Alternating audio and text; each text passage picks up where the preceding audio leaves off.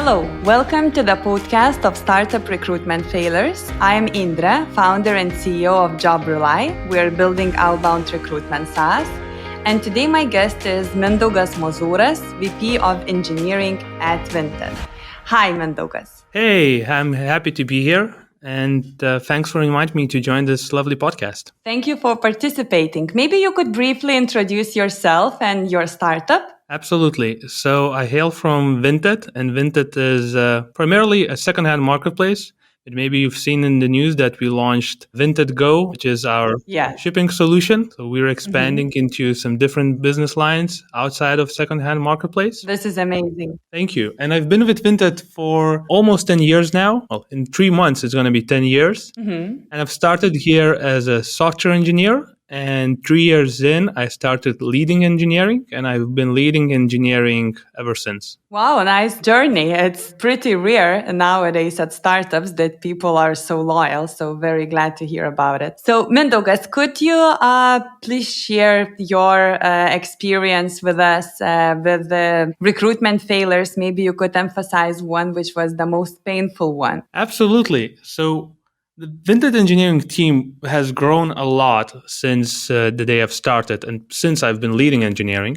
So when I've started leading engineering, there were less than 30 people in our engineering team. And now there are more than 400. Wow. So for context, with hiring, we hit a pause button in 2017. And then in 2018, we discovered a working business model and started hiring rapidly again. So in 2018, we doubled our team to 55 people in engineering, then to 110 in 2019, and then 220 in 2020. Nice. So it was really fast-paced growth, doubling the team each year. And I had to do a lot of hiring as we grew. I can imagine. And then when the engineering team was 30 people, I managed the team leads directly. And that worked perfectly well for a while. But then came a moment when I had to create another management layer. And for that, I needed to hire a really senior manager. And the hiring failure is really about me trying to hire that first senior manager, failing the first time, and then becoming better at it later. So what happened? What were the reasons of this failure? Yeah, so the process itself, how we did it, was not unusual. We created the job ad, had a bunch of candidates, did the interviews and did the tryouts. And eventually we landed on a candidate we really liked and we hired him. Everything felt great. We're growing, we're creating a new layer of management, we have a strong candidate. That candidate liked us, we liked them. But some months later, that person left the company and I had to take a really hard look at myself and trying to figure out what went wrong. And the problem was not on the candidate side, really. To this day, I can confidently say that the person is a great manager and they're succeeding in other roles they had since Vinted. And with hiring, just generally, we were looking for a match. There are no great people and bad people. Context is important. Our company is different than other companies. We have a different culture. We have a different team. We have a different situation. And in this case, our situation was that we were growing really fast, as I established before. We did not have a lot of established process and structure. And the candidate, that senior manager candidate, came from an environment where they had more structure and more process already established. And that's not unusual, right? If you're a senior manager, you're probably working in some bigger organization already. And at the size we were then, like most companies at that size, as Vinted was then, already have more structure and more process than we had at the time. But because we were growing so fast, we were focusing on other things other than creating process, creating more structure. We were just trying to get things done in the best way we could. And we were prioritizing things that enable growth instead of some more structural things. And so when this person came in, they had to operate in an environment where there were less clarity than they were used to. So they really tried their best and they based their behaviors based on their past experience, what worked for them in other roles. But in our specific company, not all of those behaviors worked. Could you give an example, like what was the candidate expecting, like your new hire expecting in terms of structures and policies? Yeah, so I can give a very specific example. So engineering and product are two key two key pieces in any kinds of technology startup that need to work well together to deliver value to customers. Product needs to define what product we're building, and engineering then needs to deliver that technology. And in this specific case, the candidate was used to a different kind of product engineering relationship than we had at the time at Vinted. So there was a lot of friction then between them and their product counterpart, and they couldn't figure out, and me and my peer in product couldn't help them figure out how to make that relationship work. And I was not able immediately detect what's the issue, right? Because I was used to this specific Vinted environment, and everything's working in that environment. We're delivering things, our process is working, our relationship with product is working, everything's fine. But then this person comes in, they're used to a different kind of engineering product relationship. They're trying to make it work the way they know how, and I'm unable, because I never needed to, explain to them explicitly how that relationship works at Vinted. Because I never needed to explain that. What were you doing? How did you try to solve the situation? Because, well, you cannot create structures and policies overnight. They have to be implemented during some period of time. So how did you try? Did you try to your new hire to help to adapt somehow? Or what were your steps you took after you realized? At that point, when they left, I understood that I made some sort of mistake. And one aspect I really focused on when hiring the next person is really figuring out what their role is about, what the person will be doing in their job.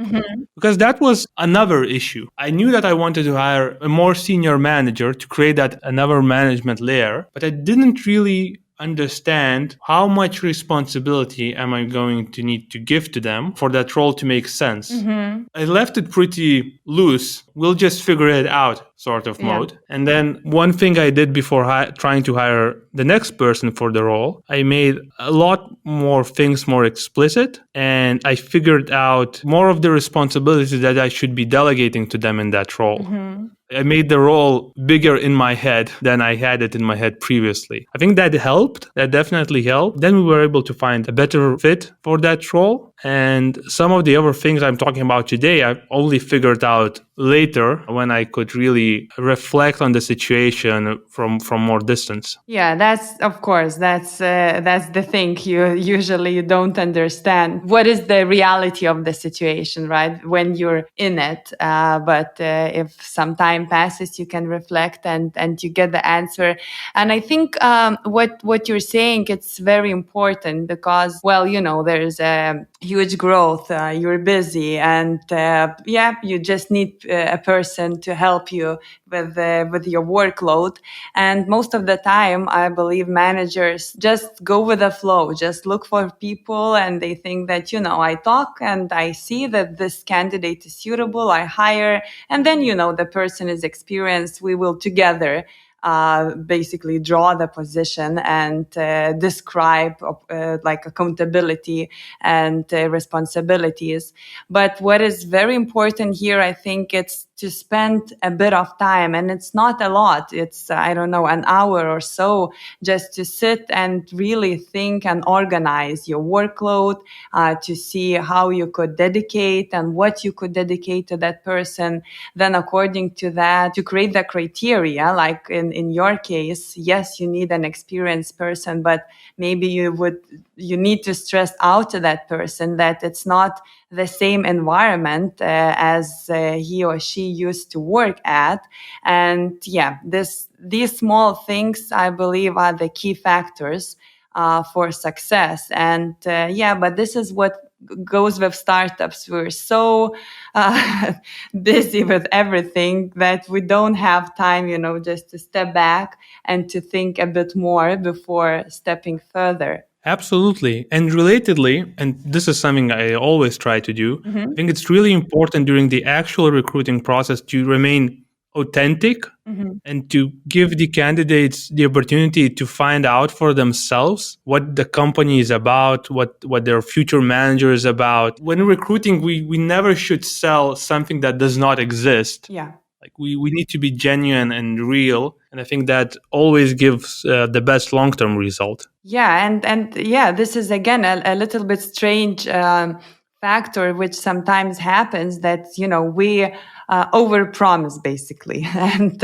when the reality comes and when the person starts working, we need to change everything from what we talked about during interviewing process, right? So it's a little bit strange exercise we're doing if we're not totally open from the very beginning. Yeah, absolutely. And I hear that some companies do that, and it's something that can only work in the short term. Maybe it can work for months, but it's not something that will keep a candidate for years, especially in this market where candidates can choose, and they can choose a company that they really would love to work for. Yeah, and if they're not self-motivated, it's not so easy to motivate them then. So it's very important, to have this like good match from both of the sides, knowing everything, what's going to expect.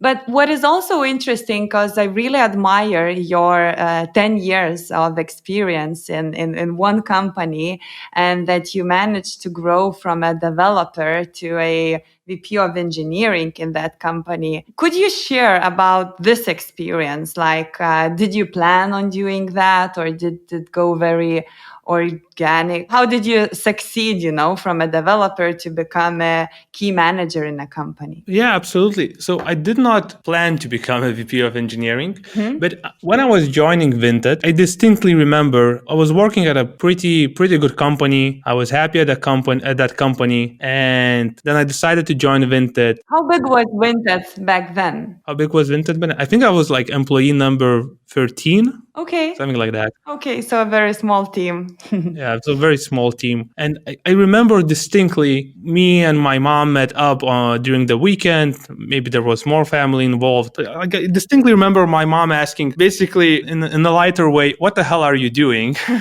What is this Mono Drabuži LT, which how Vinted was called at that time? Yeah, Like, yeah, I remember. why are you leaving this well-established company for this weird small company, and there's no safety, etc. Yeah. Yeah, I distinctly remember explaining to my mom that it's really all about growth. And like my primary motivation for joining Vinted at the time was growth. Like I knew that whatever happens in the next couple of years, maybe the company will crash and burn, and you never know. Like it's a startup. Like whatever happens, I'm gonna learn a lot, because at that point I already knew that the company has received an investment and there's gonna be growth. You never know what will happen in 2 years, but there's going to be growth. So like my primary motivation was growth. So I had that growth mindset. I was ready to make mistakes, learn, and figure out stuff. And then when I became head of engineering, that's also interesting how that happened. So before me, there were no engineering managers at Vinted. So I was the first engineering manager, and all the management was done on the product side. So the product manager would also review engineer salary, set goals, etc. And then our CEO decided we need to create this. We need to have engineering managers, because this is not scalable the way that we're doing it now. Because we were a small startup, we were doing some things in interesting ways, let's say. So he put it to a vote. So he created an issue on GitHub where he asked all the engineers to vote for who they think should be the head of engineering. Nice. Very nice. It's like as an election, right? Yeah, exactly. It's I'm sure there are not a lot of companies that did it this way. I haven't heard of anything like this. This is amazing. So, but small startups, I'm sure they all experiment a lot. And we experimented on some weird things, including how to select the new head of engineering. Cool. Well, the good and the bad thing is that I was voted to become the head of engineering unanimously. Okay. So the good part is that, of course, it's nice to receive that much trust from your peers. The bad thing is that it creates a lot of pressure to actually do a decent job. And the podcast is called Startup Recruitment Failures. So failures are critical to growth. If you want to grow, there's going to be failure. There's going to be situations where you're not going to succeed. And it's important to be able to reflect on those failures, Yeah. not get stuck in those failures, and to move on, to learn, accept that those failures happened. Because the worst thing you can do about failure is to ignore it or say that I'm still the best. Yeah, exactly. But I think that you most probably know that nowadays, and especially at startups, people work for 2-3 years most, and then they change jobs. So it's a very common, situation to change jobs often and not to be so much committed. What would you say? Like, what is your approach, and how would you comment on this experience of people changing jobs so often? Well, everyone can and should choose whatever works for them. But for me, I don't expect the grass to be greener somewhere else. So generally, I'm someone who's happy with life and optimistic about life. So I don't expect things to be better somewhere else. And I don't do changes in my life because I'm unhappy, which I think might be the reason people often change jobs. They're unhappy about something. Yeah. And they think that if they change the situation, Yeah. they're gonna be happier. Whereas I think that it's usually the mirror you should look at if you're looking for happiness. So that's one thing. Uh-huh. And the other thing, like with Vinted, so my motivation at first with Vinted was growth, personal growth, like very selfish. But with time, it's changed. So with time, it became something else. So some years in, I became very motivated by the fact that we're building something special. Like something unique, a Lithuanian technology company that is visible beyond Lithuania. And I was very motivated by that. Yeah, well, it's one of two unicorns we have in Lithuania, so it's really one of the greatest company. Exactly. And I was very, very motivated by helping build that. And then now it's even more than that. I genuinely care about sustainability. And I think that with Vinted, we're doing some positive steps to make the world more sustainable. Yes. And I want to be a part of that. If Vinted stopped existing now, I would ideally try to find a company that is focused on sustainability, and I would want to work in that kind of company. I'm happy that I work in that kind of company now. Yeah, I can imagine. But still coming back to the first point, you said that people are changing job, and it's the same as, to change the country and to expect that your life will be better. But well, it's not about the place, it's about you. The life is happening to you, and especially this at this time, it's COVID, it's the war situation, it's really, there are really many things people are upset about, and of course they're looking what they can change. And now the market situation seems like you can go anywhere because everyone is looking for people. So what would you advise for people who are, just desperately changing jobs and still not finding this happiness in their life? What would be your advice for them? Yeah, so it's difficult to give such generic advice because I'm sure there are many different situations people have. And in some cases, I'm sure there are people who will change jobs and will be happier because there was like a specific factor in their previous job that made them unhappy, and that factor no longer existing will solve the critical issues they had in their life. I'm sure these kinds of situations exist. Of course. But I really recommend taking a look at yourself and trying to figure out what motivates you, what makes you as a person happy, and what makes you unhappy. For me, what really helped, I spent a couple of years in therapy, working with a psychotherapist. So that was really helpful for me in helping me understand myself, what I care about, what I don't care about, what makes me happy, what makes me unhappy. So that's something that helped me a lot. Maybe that's something that can help someone else too. There are other ways to figure out yourself. That's just one way that helped me. Okay, thank you for sharing. And thank you, Mindaugas, for your time and your story today. And thank you for all the listeners. For more podcasts, please visit jobrely.com.